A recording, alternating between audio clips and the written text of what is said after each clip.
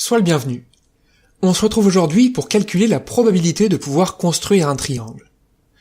Alors le contexte, c'est que je vais prendre trois variables aléatoires, x, y et z, définies sur un espace probabilisé, qui vont être indépendantes et de même loi exponentielle de paramètres lambda, où lambda est un réel strictement positif. Et mon but, ça va être de déterminer la probabilité pour qu'on puisse construire un triangle, éventuellement un triangle plat, dont les côtés aient pour longueur x, y et z. Alors si je fais un dessin très rapide d'un triangle avec ces trois longueurs-là, on va tout de suite penser à l'inégalité triangulaire. Et en effet, il y a un très vieux théorème que j'avais appris quand j'étais au collège, qui me disait que cette construction est possible si et seulement si la longueur de n'importe quel côté est plus petite que la somme des longueurs des deux autres côtés. Donc ça veut dire ici que la construction est possible si et seulement si l'événement C, que j'écris maintenant, est réalisé. Alors maintenant, j'aimerais bien calculer la probabilité de cet événement. Seulement, les intersections ne m'arrangent pas vraiment, puisque je ne sais pas si j'ai indépendance entre tous ces événements-là. Ce que je vais faire, c'est que je vais m'intéresser aux complémentaires, c'est-à-dire par les opérations usuelles sur les ensembles, à cet événement-là. Et en fait, ce qu'on peut remarquer ici, c'est que les unions sont disjointes. Ça prend juste quelques lignes. Alors du coup, la seule chose qu'il faut que je fasse, c'est que je calcule la probabilité de ces trois événements.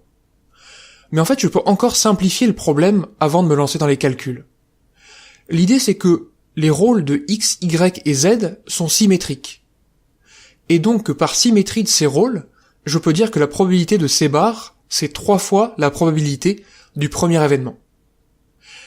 Maintenant, je m'apprête à me lancer dans le calcul, donc ce que je vais faire, c'est que j'ai une inégalité, donc je vais me ramener à 0. Je vais dire que ça fait 3 fois la probabilité que y plus z moins x soit strictement négatif. Cette variable aléatoire y plus z moins x, je vais l'appeler grand D. Et je vais me ramener à quelque chose de positif, en disant que finalement ça fait 3 fois 1 moins la probabilité que D soit positif.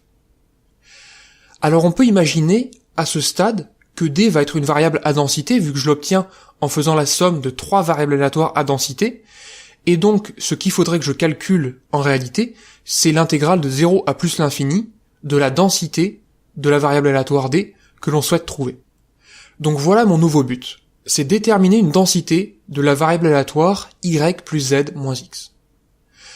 Alors ce qu'on va commencer par faire, alors là il y a plusieurs manières de faire, je te l'explique dans quelques instants, mais dans toute cette série de vidéos, je vais me mettre en conformité avec les théorèmes dont on dispose en filière ECS. Donc t'étonne pas si tu peux aller plus vite, ou si t'es obligé d'aller moins vite en fonction des outils dont tu disposes.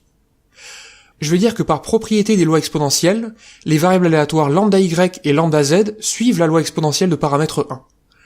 Sauf que la loi exponentielle de paramètre 1, on la note petit gamma de 1.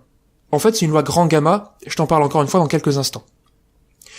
Et comme ces variables aléatoires, elles sont indépendantes, puisqu'en fait, x, y et z sont indépendantes, donc y et z sont indépendantes, donc lambda y et lambda z sont indépendantes, on peut invoquer par exemple ici le lemme des coalitions. Du coup, ça me donne que par stabilité par somme des lois gamma, eh bien, lambda y plus lambda z, ça va suivre une loi gamma de paramètre 1 plus 1, donc de paramètre 2. Donc finalement, ce que j'arrive à récupérer comme ça, c'est une densité de la variable aléatoire lambda fois y plus z. Et la densité, c'est celle-là. Et maintenant, ce que je vais faire, c'est que moi, ce qui m'intéresse, c'est pas lambda fois y plus z, c'est juste y plus z. Eh bien, je vais procéder à une transformation affine de densité, ce qu'on peut démontrer, si on n'a pas l'outil, juste par une ligne en considérant les fonctions de répartition et en dérivant ensuite. Eh bien, ce que j'arrive à démontrer, c'est que y plus z admet pour densité la fonction suivante. Alors, je voudrais revenir sur ce calcul que je viens de faire et sur l'invocation de la stabilité par somme des lois petit gamma. En fait, j'aurais pu utiliser directement la stabilité des lois grand gamma, mais ces lois ne sont plus au programme. Alors en fait, on peut faire deux choses. Soit on peut procéder directement à un produit de convolution pour obtenir une densité de y plus z, soit on peut faire un petit mécanisme d'aller-retour, donc ça j'en parle dans pas mal de vidéos et je t'en parlerai encore cette semaine, pour récupérer la densité comme on a fait ici.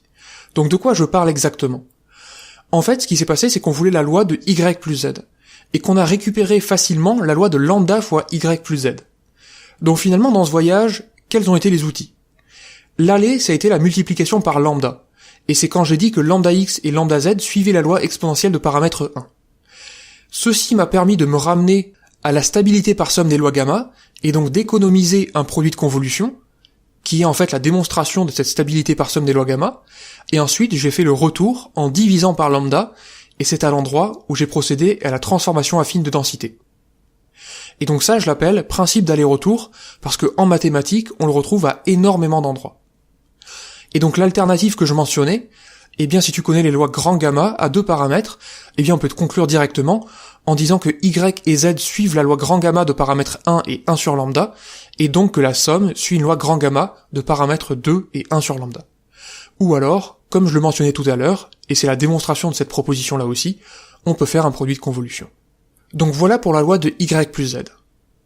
Alors maintenant, si je regarde ce que je souhaite m'intéresser à la variable aléatoire d, donc il faut encore que je retranche x. Ce que je peux dire, c'est que d'après le lemme des coalitions, moins x et y plus z sont des variables aléatoires qui sont indépendantes, et en plus de ça, la densité que je viens de trouver de y plus z, elle est bornée sur R. Et ça, c'est assez facile à démontrer.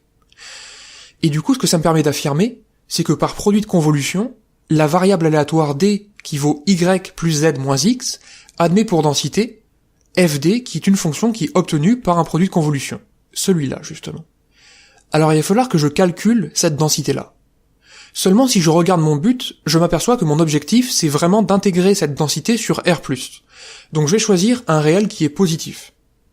Et je vais calculer cette intégrale-là, dont la convergence m'est assurée par la proposition dont on dispose sur le produit de convolution. Ce que je vais faire pour cela, c'est que je vais regarder à quel endroit les fonctions que j'intègre sont non nulles. Et ça, c'est quelque chose que tu vas retrouver dans les produits de convolution discrets, et aussi dans la démonstration que j'ai faite de l'identité de Vandermonde, par exemple. Donc qu'en est-il de la première densité?